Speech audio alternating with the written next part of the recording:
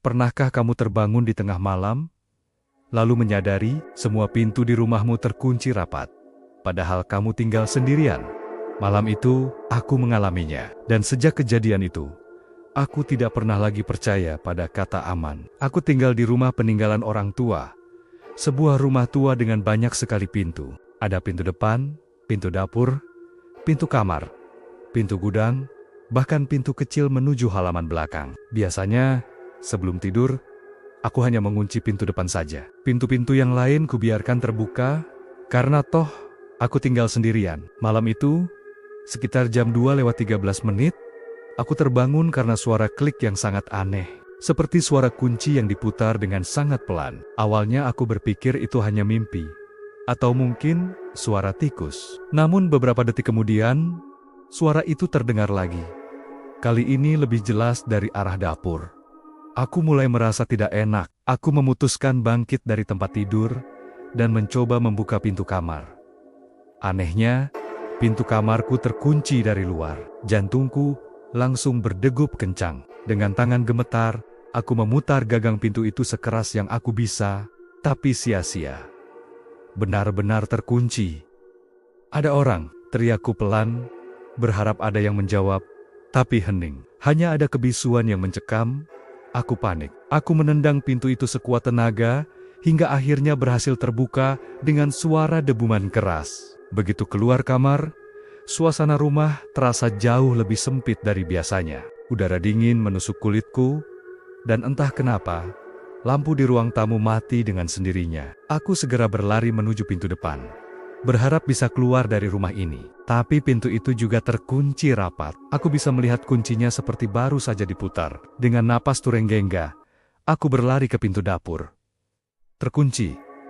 Pintu belakang yang jarang kugunakan, sama saja terkunci. Aku berlari panik dari satu pintu ke pintu lain, mencobanya satu persatu. Dan setiap kali aku menggenggam gagangnya, aku mendengar bisikan lirih di dekat telingaku. Suara itu berkata, "Jangan keluar." Aku berhenti. Tubuhku gemetar hebat. Saat itulah aku menyadari sesuatu yang membuat darahku seakan membeku. Di rumah ini, selalu ada satu pintu yang tidak pernah kupakai, bahkan tidak pernah kuperhatikan. Sebuah pintu kecil yang terletak di bawah tangga. Dengan langkah yang terasa sangat berat, aku mendekatinya. Berbeda dengan semua pintu lain yang terkunci rapat, pintu kecil ini terbuka sedikit. Dari celahnya, keluar aroma tanah basah dan bau besi yang sangat pekat. Jantungku berdebar tak karuan, tapi rasa penasaran mengalahkan rasa takutku. Aku mendorongnya perlahan. Di dalamnya, gelap total. Namun saat mataku mulai terbiasa, aku melihat sesuatu di dinding. Ada banyak sekali bekas goresan kuku, seolah-olah seseorang telah mencoba keluar dari sana. Dari dalam, tiba-tiba, boom, boom, semua pintu di rumah terkunci bersamaan.